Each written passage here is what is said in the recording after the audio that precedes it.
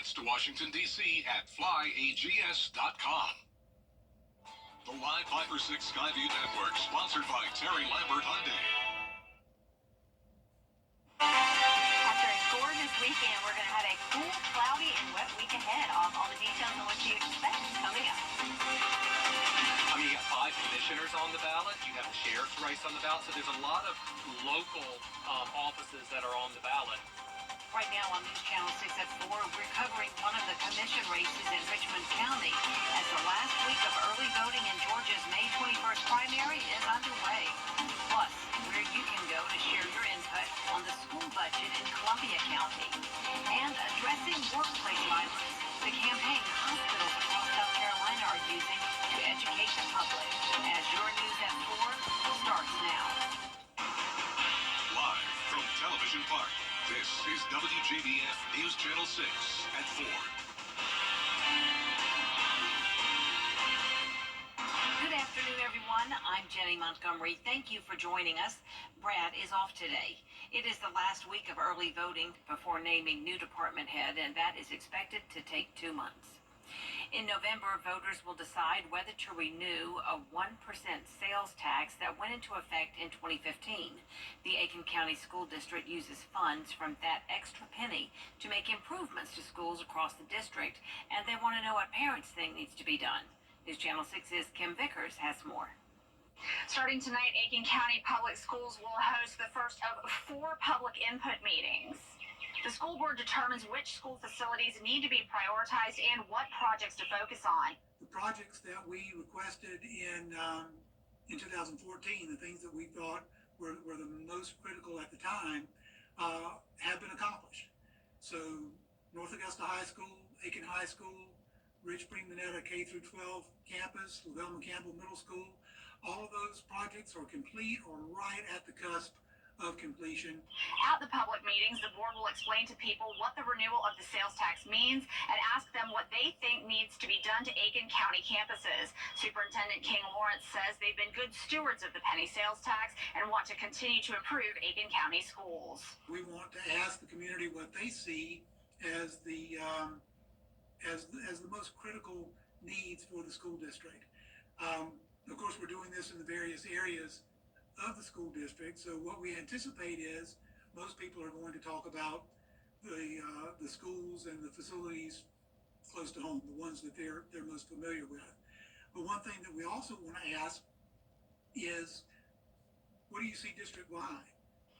Now, the first of those public input meetings is taking place tonight here at North Augusta Middle School starting at 6 p.m. For the full list of when and where those other meetings will be, just head on over to WJBF.com. In North Augusta, Kim Vickers, WJBF News Channel 6. It is time now for a first look at our forecast with meteorologist Sherry Sheely. Sherry?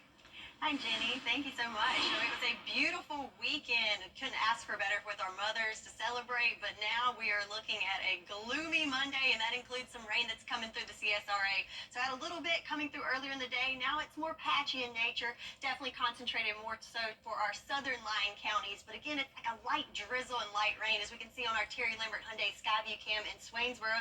Little spots there on the lens, just a very light rain that's falling for us. Temperature-wise, though, it's been a cool day. Right now, temperatures in the 60s, have some 70s there, 72 in Waynesboro, 72 in Millen, but 60s in McCormick and South. So definitely a cool day to start off. The winds, though, are starting to pick up coming in from the east-southeast. Looks like we're topping off there about 11 miles per hour there in Waynesboro, and I expect those winds to continue to kind of pick up in speed as we go through the afternoon today. So for the next couple of hours, definitely going to need that umbrella handy as we're looking at some sprinkles to a more light rain that's going to fall over the next several hours, and temperatures staying in the 70s through 8 o'clock this afternoon. So your weather headlines for the week ahead, going to need that umbrella as it's going to be a pretty wet one with periods of rain and storms. And we do have the chance of maybe some severe weather coming in tomorrow, but I'll have all the details on what you can expect for your forecast ahead, all coming up. Jenny? All right, thank you, Sherry. Tomorrow, Columbia County school officials will hold the second of 2 public presentations on the upcoming budget. That budget includes a $3,000 increase in teacher salaries, which brings the starting salary of a first-year teacher to just over $50,000. It's not just about pay, it's also about providing an environment where they want to be. It's providing support, it's providing materials and resources, supporting students with their behavior and their discipline. And so we look at all of those areas, but pay is also one, especially in this time where we've seen double-digit inflation over the last couple of years. Tomorrow afternoon's presentation is at 4:30 at the BOE office on Hereford Farm Road. Final approval is expected on May 28th. The city of Aiken is preparing for its Memorial Day celebration. The annual parade is hosted by the Aiken County Veterans Council. It's a way to pay homage to those who made the ultimate sacrifice, veterans, those who are still serving, and their loved ones. It's also an opportunity for veterans to salute one another. You do not have to be a resident of Aiken or in the military to participate. We just want everybody to be a part of it, and the only thing we ask is that your entry be decorated in red, white, and blue. That's right. And you show up and show some patriotism. But we just look forward to this every year because we are one of the few cities left in South Carolina that actually does it. The parade is Saturday, May 25th from 10 a.m. It starts at 10 a.m., I should say, in downtown Aiken. No registration fee. Just go to aikencountyveterans.org to sign up. This Saturday, the Lucy Craft Laney Museum will host its 8th annual golf tournament. The past 7 years, the funding was used to renovate the museum from the inside out. This year, the money will go toward remodeling the administrative house. Leon Maidman, Vice President of the Board of Directors for the museum, says they will also honor the 60th anniversary of the 4 golfers who desegregated the Augusta Municipal Golf Course. And that's the remarkable thing about adding that piece to our golf tournament, because every year everyone is just an awe moment and a educational moment, not only for the golfers but for the community itself. And that's what we wanted to do. We wanted to reach the community at large with honoring these individuals. Tea time is 8:30 Saturday morning at the Patch. You can register at LucyCraftLaneyMuseum.com. Tomorrow on Jenny, we're talking about cataracts, what they are, who gets them, and treatment options here in Augusta. Dr. Ryan Smith has been practicing ophthalmology for nearly 20 years. He'll tell us how cataracts are just part of the aging process and go over options for removing them. He says cataract surgery is quick and you only have to do it once. Yep, one time, because you remove the natural lens of the eye. And so once that natural lens is removed, it won't regrow. You actually replace it with an artificial lens. So sometimes people will say, oh, I didn't know you put something in there. If you take something out, you got to replace it with something that's nice and clear, but it is artificial. And because it's artificial, it's not going to age like our natural lens does. It will stay sharp for you. As you'll see, Dr. Smith is very reassuring about the procedure to remove cataracts. We'll also hear from a couple of Lincoln County classmates from the class of 1974. They were the first integrated class, and now 50 years later, they're celebrating how far they've come. It's all coming up tomorrow at 12:30 on Jenny. Next on this broadcast, the benefits of fluoride in your drinking water.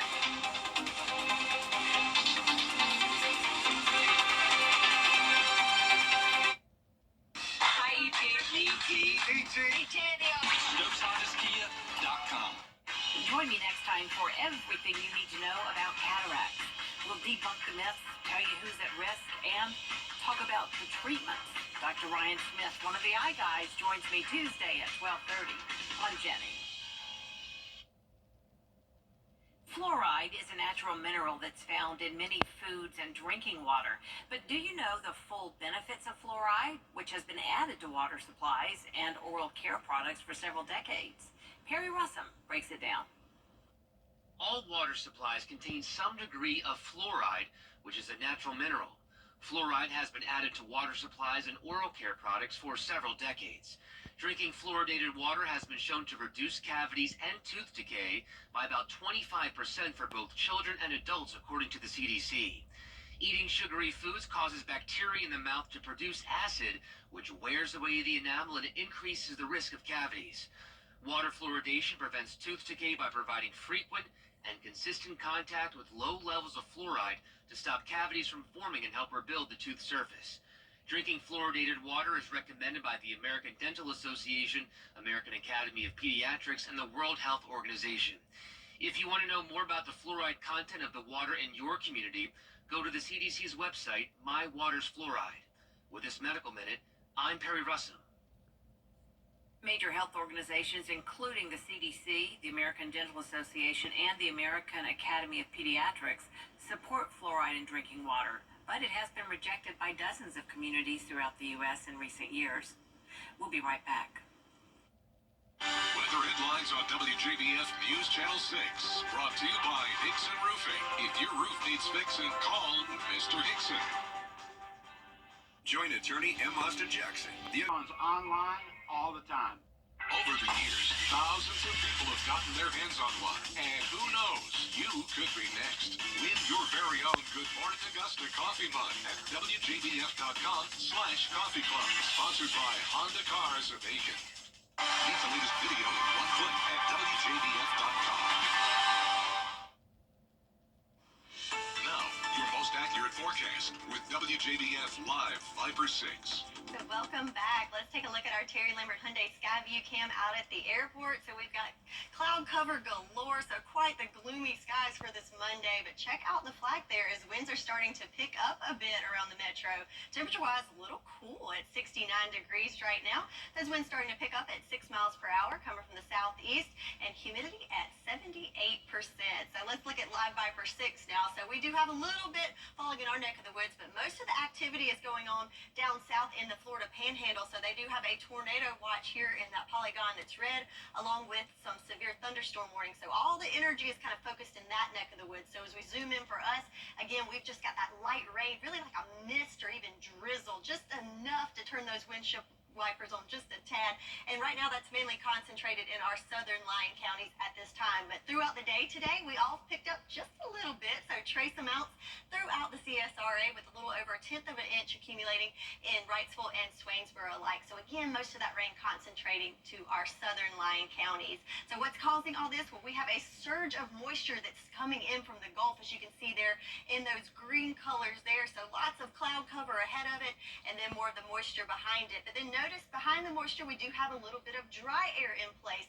So we'll see how that plays out in our forecast over the next couple of days, as you can see in our rain chances. So again, today we had a chance of rain, but it's very small and light in accumulation. But tomorrow, looking at an 80% chance of rain. Then we see those chances die down late Wednesday into Thursday. That's when that dry air is going to come into play. But then rain revs up again as we get into later in the week and into our weekend. So let's look at our future cast to see how this plays out.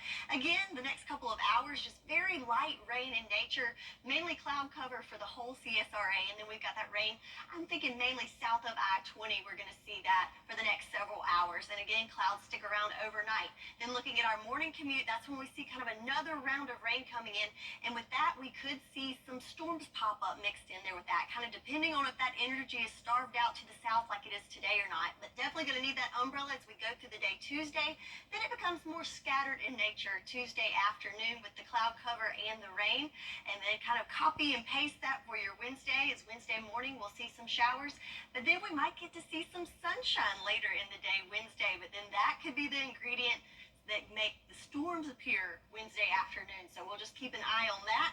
But then when we get to Thursday, we are back to sunshine to give us a break from that. But for tomorrow, the whole CSRA is under a marginal risk for severe weather.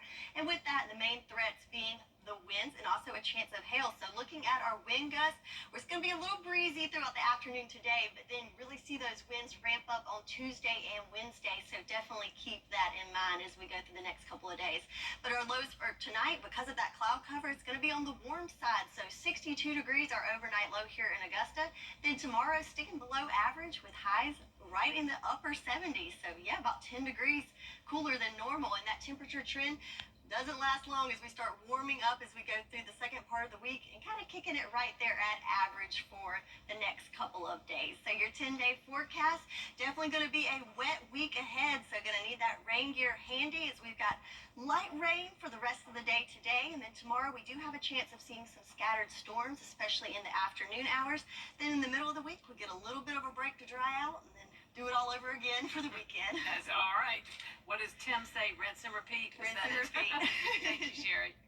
A new statewide campaign is aimed at bringing awareness to a growing problem in our hospitals. As Scarlett Lizjak explains, those behind it hope it makes hospitals safer places for healthcare workers.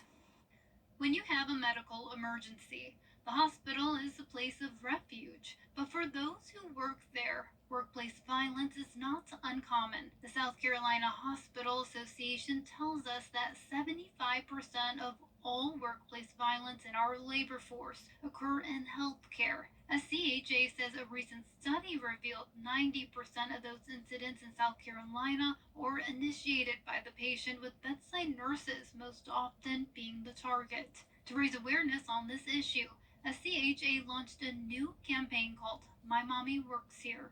These are the people that take care of us, that are trying to help us, and it's really important that we treat them with respect and kindness. And remember, that's somebody's mom, that's somebody's dad, that's somebody's aunt, that's somebody's brother. We believe this is a public health issue. This is a huge contributor to burnout. And if we have nurses that are leaving the bedside because they are burned out due to incidents of workplace violence and not feeling safe, then we believe that's a public health issue. According to a survey done by the American Nurses Association, 1 in 4 nurses report being physically assaulted. Many hospitals in the Palmetto State are using a variety of methods, like security dogs, to help cut down on workplace violence. We'll be right back. Since 1937, Jefferson Energy. There's a thrilling new roller coaster ride at Cedar Point in Ohio. Marcus Lashak gives us a preview. And this is where it gets wild. Going in reverse, 100 miles an hour. Oh, it never gets old, baby. Straight up into the air, 420 feet up, looking straight down 90 degrees at beautiful Lake Erie out there. And here we go. We're going to hit 120 miles an hour. Yes.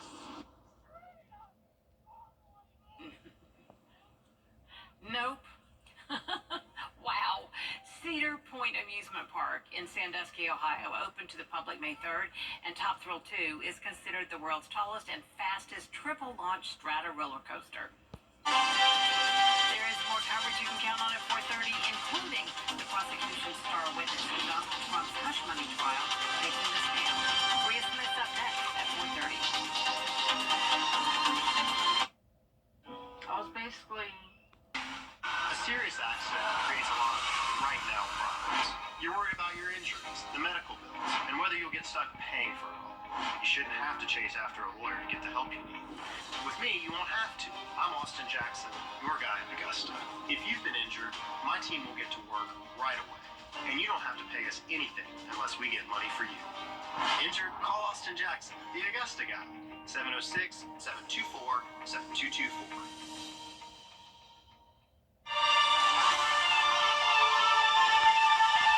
The Live 5 for 6 Skyview Network, sponsored by Terry Lambert Hyundai. A cool and cloudy start to a rainy week ahead. I'll have all the details on what you can expect in your 5 for 6 forecast coming up. Now at 4:30, a new report on it was what the former fixer of former President Donald Trump testified in the hush money case. And researchers are working to figure out the connection between black women and aggressive cancer cases. We're learning about the new study just launched as your news at 4:30 starts now. Live from Television Park, this is WJBF News Channel 6 at 4:30. Good afternoon, everyone. I'm Bria Smith. Thank you for joining us. D is on assignment. Coverage you can count on begins with a new report. Michael Cohen took to the stand today in Donald Trump's hush money trial, directly implicating the former president in a scheme to cover up unflattering stories. Cohen, who was once Trump's personal attorney, is now the Manhattan District Attorney's most important witness. He testified Trump approved hefty payouts to stifle stories that could be harmful to his 2016 campaign. Cohen characterized Trump as a, quote, hands-on manager, and said he sometimes lied for Trump and bullied others on his behalf. They've got no evidence, and I'm innocent. This is a political witch hunt, and nobody's ever seen anything like it. And I tell you what, the appellate division, the judges should step in because what this judge is getting away with is disgraceful. Trump is facing 34 felony counts. Prosecutors claim he falsified business records to cover up his reimbursement to Cohen of a $130,000 payment that was made to an adult film star before the 2016 election. Prosecutors plan to rest their case this week. Senator Rob Menendez's trial for taking expensive bribes is underway. The senator is facing a slew of federal charges, including bribery, extortion, fraud, and obstruction of justice. Prosecutors accuse Menendez of accepting lavish gifts from 3 New Jersey businessmen. They say he accepted kickbacks ranging from upwards of $100,000 worth of gold bars to nearly $500,000 in cash. The senator and his wife, Nadine, both entered a plea of not guilty. The trial is expected to last at least 2 months. It's time now for our first look at our weather with meteorologist Sherry Sheely. Yeah, Bria, so it was a beautiful weekend, but today, not so much. It was definitely a Monday of Mondays, right? So looking at our Terry Libbert Hyundai Sky View Cam in Waynesboro, we've got those gloomy skies, and if you look close, there's a light drizzle kind of falling too, and that's pretty much what we've had throughout the CSRA most of the day today. So plenty of cloud cover that's been surging in all day long, and then these kind of scattered showers. I don't even know if showers is the right word, just a really fine mist to a light drizzle. Right now, mainly concentrated in our southern lying counties, but kind of been scattered throughout the area throughout the day today. Temperature-wise, it's been on the cool side, so way below average. We're used to being in the 80s. How about some 60s on the board right now? 64 in Edgefield. Do have some 70s there in Barnwell and Bamberg, but most of us there in those mid to upper 60s at this hour. The winds are something definitely going to keep an eye on as they continue to pick up. So coming from the east-southeast up to about 11 miles per hour there in Gibson, but I expect that over the next couple of hours, we could see some pretty breezy conditions rolling in. So your afternoon stroll for the next couple of hours, definitely going to want an umbrella or maybe even a poncho as you're going to experience that mist and that light drizzle over the next couple of hours, and temperatures going to be in the 70s and those upper 60s throughout the next couple of hours. So we do have a wet week ahead, and we could have some severe weather rolling in. So I'll have all the details on what you can expect for the week ahead all coming up. Bria? Alrighty, Sherry, thank you. We now know the identity of the person whose body was found last week. Deputies found the body of Calvin Edwards in a wooded area on Hunters Branch Road in Sally, South Carolina. Edwards was last seen May 8th.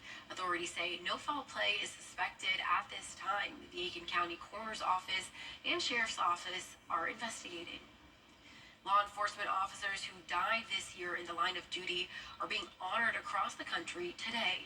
Attorney General Merrick Garland and other officials attended a wreath-laying ceremony at the National Law Enforcement Officers Memorial in Washington, D.C. It's part of the annual National Police Week that honors fallen officers. It's bittersweet. It's nice to see that everybody comes together, but it's sad while we're all here for various husbands, children, brothers, sisters. Deputy Brent Harris was more than just a deputy. He was my son, and I loved him, and I'll miss him forever. The commemoration continues tonight with a candlelight vigil where the names of the fallen will be engraved on the memorial's wall. Senator John Ossoff and Senator Marco Rubio are making a bipartisan effort to introduce the Relocation Assistance for Military Families Act of 2024. The Relocation Assistance Bill for military families would require the U.S. Department of Defense to evaluate current relocation programs, receive feedback from family support advocacy organizations, and publish a best practices guide for families to access. I know that things seem completely divided in American politics, but we're bringing Republicans and Democrats together to move this forward. The legislation would also require a review by the U.S. Government Accountability Office to ensure service members and their families are receiving the maximum benefits. A CDC report shows maternal mortality, which is death during a pregnancy or within 1 year of the end of a pregnancy, rose by 40% in the U.S. Georgia has one of the worst rates in the country with 34 deaths for every 100,000 live births. Policy advocates say Georgia's rates can be improved with better access to health care, especially in rural Georgia, more paid leave, doula reimbursement, and Medicaid expansion, which would bring in untapped federal dollars. We have the third highest maternal mortality rate when it comes to black women in the country. That is a problem, and it can be easily solved if we expand Medicaid, as well as a host of other issues, but we haven't. Hopefully in 2025, this legislature will do its duty and protect Georgia citizens by expanding Medicaid. Georgia Governor Brian Kemp is pushing back, saying the state's program, Georgia Pathways, is a better alternative to Medicaid expansion. According to researchers at the American Cancer Society, on average, black women are more likely to be diagnosed with aggressive cancers, and once diagnosed, are more likely to die than women of other races. Corey Johnson explains the new study being used to find the gap. I think there's a little bit more acceptance and the need to understand how these things impact the lives of black women. And without our voices, we are missing. Dr. Lauren McCullough is a co-principal investigator for the Voices of Black Women study. The Vanderbilt University and Meharry Medical College alum says the research is personal. I think about the story of my sister-in-law who lives in Nashville. You know, I think about the experiences of my classmates and colleagues. And so all of that comes alive in a study like this. Black women are actually screened at the same rates as white women. Yet we are getting stage 3 and stage 4 cancers. And so there are other things going on, like what's happening after screening? Are physicians adequately following up? Are we going back in to get that biopsy? Are we starting the treatment? Those are some of the unknowns. 100,000 black women are needed to participate, and you need to meet certain criteria. You need to be a black woman between the ages of 25 and 55 with no history of cancer, live in an eligible state, which includes Tennessee, and complete a 1-hour survey to get started. We plan to follow up for about 30 years, and I know that seems like a really long time, but the thing that's important to consider is cancer is a disease that usually develops as people get older. And for black women, they tend to get cancer at very younger ages and at older ages. And so we need that wide time span to really understand what's happening. It's 1 hour a year over the next 30 years, McCullough says, could transform what we know about cancer, how it impacts women, and the solutions needed to fight it. We have to think about the collective, and without our involvement, this research doesn't get done. The states of Georgia and South Carolina are both included in this study. You can find out more, and if you qualify, to participate online at voices.cancer.org. Coming up, we're celebrating Asian American Pacific Islander Heritage Month. Meet breakout artist Thorn next. It's been a gloomy Monday as we picked up trace amounts of rain so far, but what's to come? I'll have all the details in your Viper 6 forecast coming up.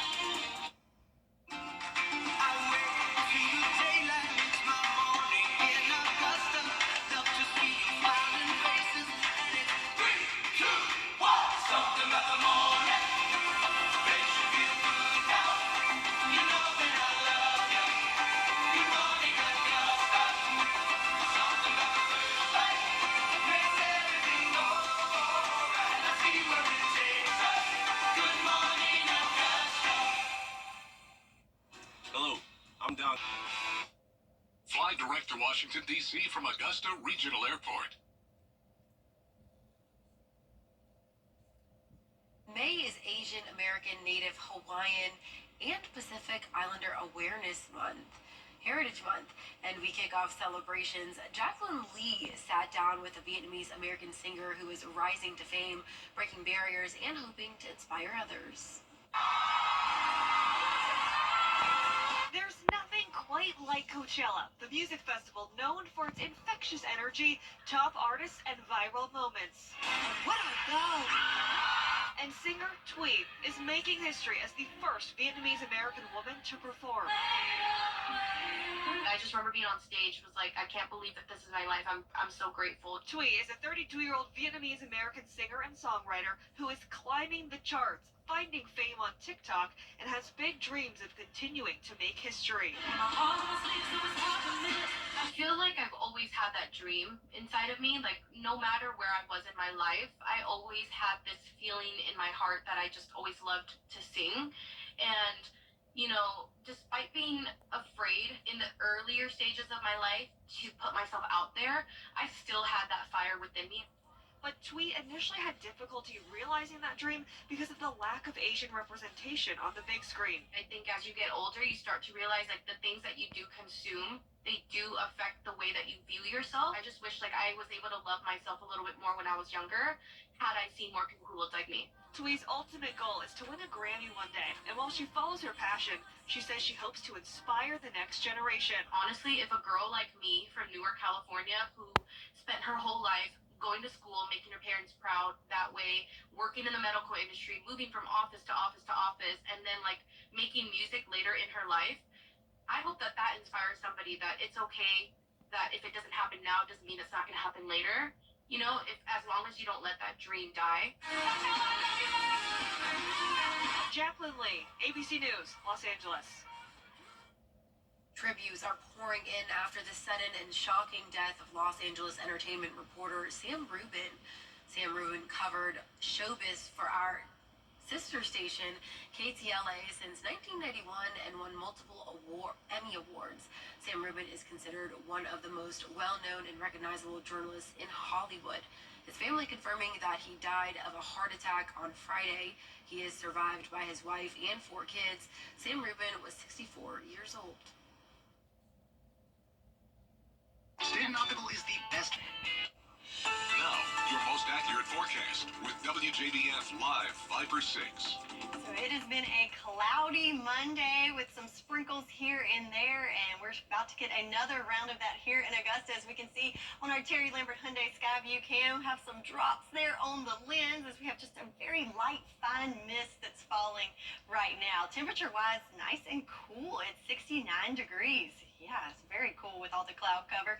Winds though starting to pick up a little bit, up to 6 miles per hour coming out of the southeast there for us. So if we look at our live Viper 6, so see we have the high pressure that's off the North Carolina coast. That's what dominated our forecast over the weekend. That gave us such gorgeous conditions to celebrate Mom over the weekend, but boy, have things changed. Luckily, most of the activity is happening well to our south in the Florida Panhandle and southern Alabama. Notice this red polygon here. That is a tornado watch for that neck of the woods.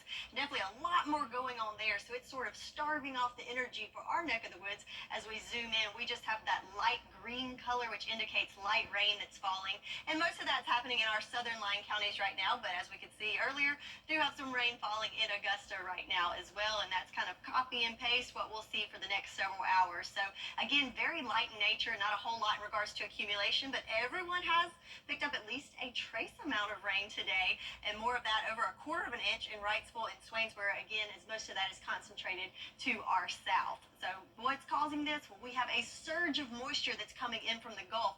So we had the high pressure, then back behind it, this moisture that's just coming up from the Gulf. But then notice back behind it, we have a little patch of dry air. And you can see that with our rain chances is, we've got the little mist falling today, but tomorrow, 80% chance of some showers, possibly some heavier rain falling. And then notice the gap there. That's where we have that drier air that's coming in.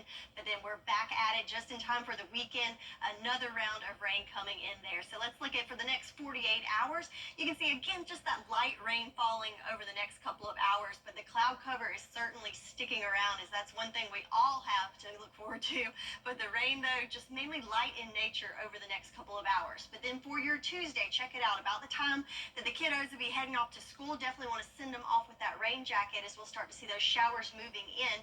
And right around 10 o'clock, that's where we could see some heavier rain and possibly some strong storms incorporated in there. So that's something to definitely be weather aware in the earlier part of the day for your Tuesday. But then as we go into the afternoon hours, we'll see a break, maybe even some lightening up of the cloud cover as well, and then possibly some more showers and storms moving in the afternoon hours. And then Wednesday, just some lingering showers and storms in the morning, and then clouds, maybe even some partly cloudy conditions there as we go into the afternoon on Wednesday.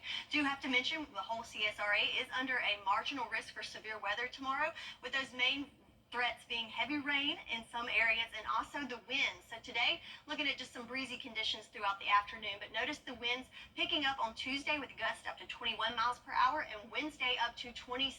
So something to definitely keep in mind. Make sure you have everything secure outside. Don't want to have to chase it down the road.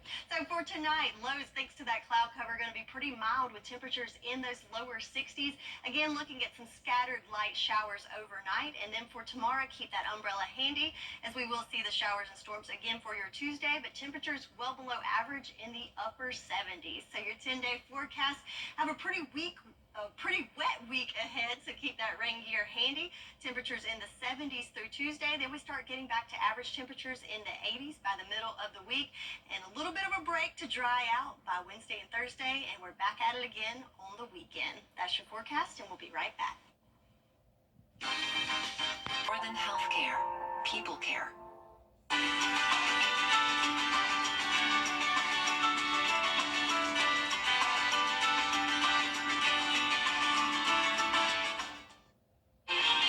up on News Channel 6 at 5, the race for Super District 9 Commissioner in Richmond County. A live report plus more top stories. Weather headlines on WJBF News Channel 6. Brought to you by Hickson Roofing. If your roof needs fixing, call Mr. Hickson.